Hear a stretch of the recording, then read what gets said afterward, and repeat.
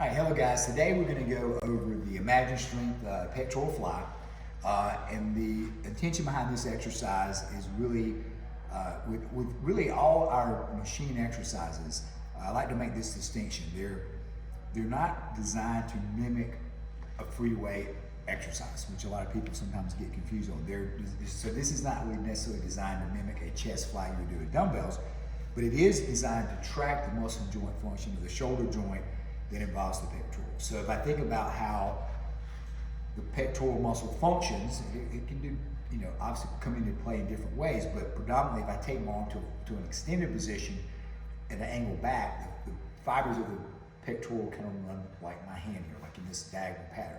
So if I bring my arm across my body midline, that's going to, and kind of slightly down, that's going to be more or less to allow me to contract the most musculature in my pectoral. So when we do this exercise, we want to bear that in mind, okay? So there's a couple of different ways that we can set up on here, depending on individual, range of motion and maybe potential if you had a shoulder injury in the past. So I'm going to show both versions, okay? But the end point of either one of those would be the same. My arm really should be, slightly below my shoulder, because if my arm is up here high, I'm going to risk the potential of impinging my shoulder joint. Plus, I'm not going to get as full a contraction of my pectoral muscle either. So it kind of has that dual purpose, right? So, and when we set up, we're going to make sure we're underneath the cam here. So the cam, we can think about drawing a line from the cam through my shoulder. It's going to go right through the center of my shoulder.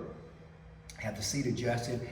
If I'm doing it with this position, okay, which in some ways makes it a little easier on my shoulder, but a little more awkward from a stability standpoint. But if I'm going to go for this position, the inside of my elbow is going to be placed against the pad or my bicep in this position. So I'm not going to have my arm like this. I'm going to be here, right? And then my initial motion is going to be packing the shoulders. I'm going to have a little bit of arch on my low back. That's normal. But I really want to keep the shoulders back and then the back of my shoulder against the seat. And then as I come together, we're going to do our same super slow count. So we're going to go nice and slow in the start.